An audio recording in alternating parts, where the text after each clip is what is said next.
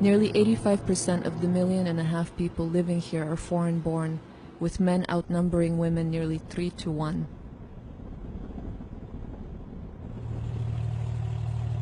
As a photojournalist, I have reported on young women sold into sex for the last 4 years.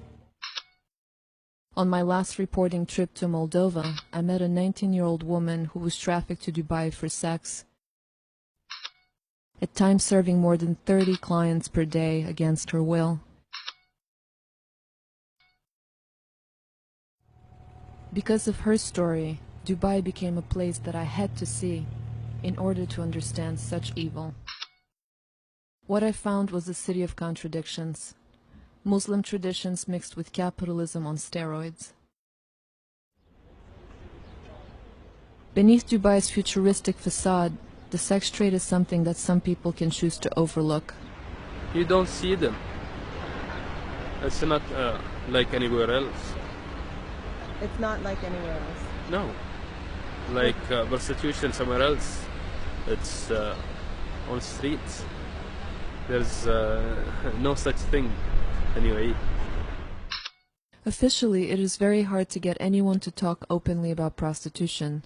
There are many taboos in this business-driven economy, like child camel jockeys and overcrowded, inhumane labor camps like this one. An investigative journalist who reports on trafficked laborers was willing to talk anonymously. Dubai have another good business than labor business. That's prostitution. And you can do stories on girls bringing from India who've been abandoned in flats for years. Knowing how risky a story on prostitution is, how many could be deported if they decided to talk to us, my camera woman fashioned a handbag with a hidden night vision camera, and we headed into the night. Everyone knew the most popular sex tourism spots. A Google search for Dubai sex tourism turns up discussions of numerous downtown hotels and nightclubs.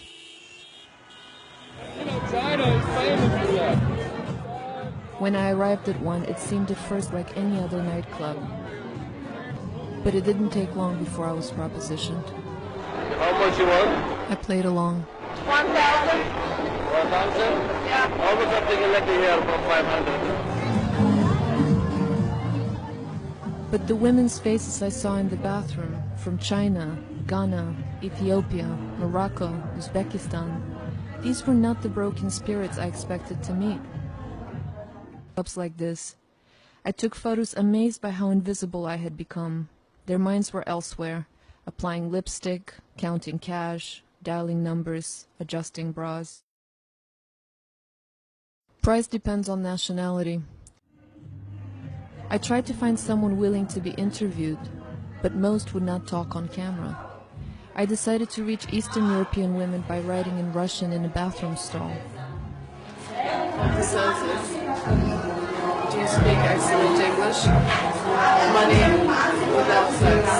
Call our mobile number. In other countries I've worked, women refused to talk for fear of retaliation, but I sensed there was a different reason here. It's as if they had been hypnotized by Dubai's wealth. Even though many sex workers were lured here by false promises of legitimate jobs like childcare or waitressing, a man from Tunisia who propositioned me told me that every woman in Dubai has a price, and many here can afford to pay it. John, a former American serviceman who I met in a nightclub, explained how he has seen women seduced by the cash. Imagine a girl who's been in a bad economic situation all her life, and now you offer her everything. That's intoxicating to them, you know? At least for a while, until the thrill is gone. Until the thrill is gone, she's going to be like sucking that up. Until she figure out she sold herself and she get that feeling on the inside where she has nothing left. She's going to be like, damn, how did I get to this place? You know? But there's a time for that to happen. Until that time happens, she's going to enjoy the trips and enjoy the jewelry and enjoy the this, enjoy the that. I went to see Sat, a young, intelligent PR executive from Singapore. Even she, a successful businesswoman, has pondered the allure of prostitution. People get into prostitution without realizing it.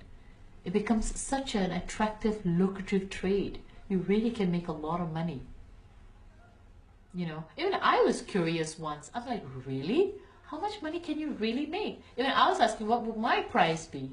You know, how much can I really make?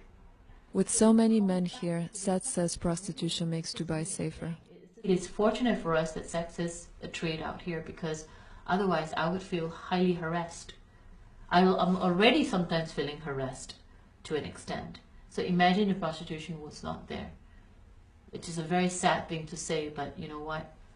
If someone makes a choice to join the trade and industry, you know, that's just their prerogative, really.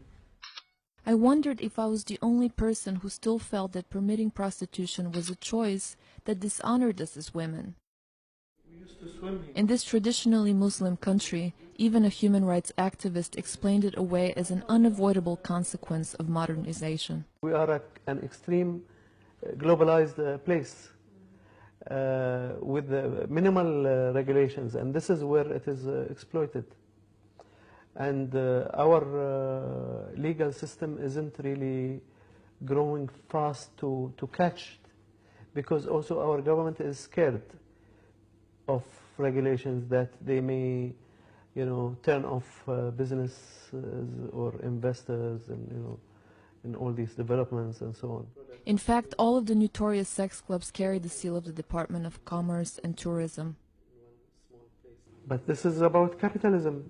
You invented it. You brought it to the world. We are just being, you know, the latest students of the system. The country is trying to attract business and keep it by any means necessary, he said.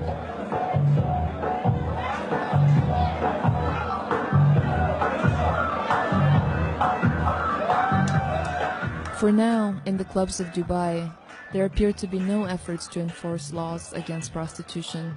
And as long as the government continues to license clubs like these, it appears all they really want to protect is Dubai's reputation as the playground of the Middle East. And those young women from poor countries say the money is just too good. Sasha, from Siberia, finally agreed to go on camera. I think their country not good for jobs, for money. It's because of this. They are not having another choice, I think. But some of them have choice and they like this business and come. Because it's easy to make money in this country. It's easy when you're a business lady, when you're... Yeah. I go to the club usually 11 o'clock. The price is what, 500 or... Yeah, 1 hour it's 500. It's night, it's 1,000. And a night is how many hours? 3 hours. From what time to what time? Like from 3 until... From 3 to 6. Or from 2 to 5. When you were growing up, what did you want to be one day? What was your dream? A teacher. And now? Now, I don't know what I want, really. Because I'm too tired. Do you think this has changed you? Yeah. On my last day in Dubai, my hotel room was ransacked. All of my equipment and reporting materials were stolen. Mine was the only room in the hotel to be vandalized, and initially the front desk refused to call the cops.